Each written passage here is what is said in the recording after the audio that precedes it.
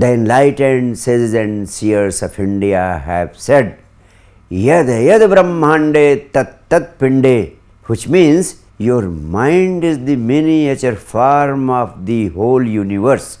In other words, your mind is a source of immense energy and limitless powers. However, we humans are largely capable of utilizing 5 to 7% of the mind power which we are possessed of. But there is a science, there is a technology to ensure the unleashing of the limitless powers of the brain, and that is by the right application of your mind power. Now the question arises, how to realize or how to unleash the limitless powers of the brain. And I want to tell you that latest researchers have shown that this can be done by throwing big challenges before you. Whenever big challenges are thrown before us, our energies start exploding from inside to meet out the challenges and to fulfill the requirements generated at the moment. The bigger the challenge, the bigger the explosion of energy that happens. For example, in psychoscientific experiments, it has been found that when a person of very ordinary physique had to face the threat of being stabbed by a robust person, he ended up running faster than an Olympic sprinter. How is it possible that a person of a very ordinary physique could run faster than the gold medal Olympic winner?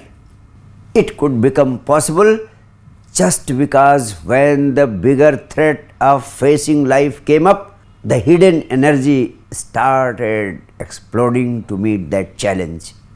The story of Charles Danzig is very famous. As a student, he had been a late riser. The other day, he was late in the class by 20 minutes. Before he entered the class, the teacher had given 2 mathematical puzzles, and those mathematical puzzles he had written on the blackboard. The teacher had told the students that those problems could not be solved even by Albert Einstein. But Charles Danzig did not know this thing because he was late by 20 minutes.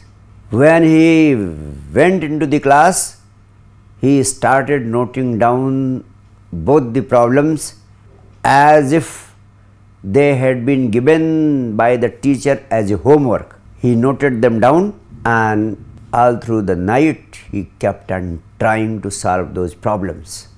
And he slept only after solving both the problems, and the following day he submitted the solutions in the class. You will wonder to note that he had ultimately solved both the problems, and the fundamental reason that he could solve the problems was that he did not know that even Albert Einstein had not been able to solve them.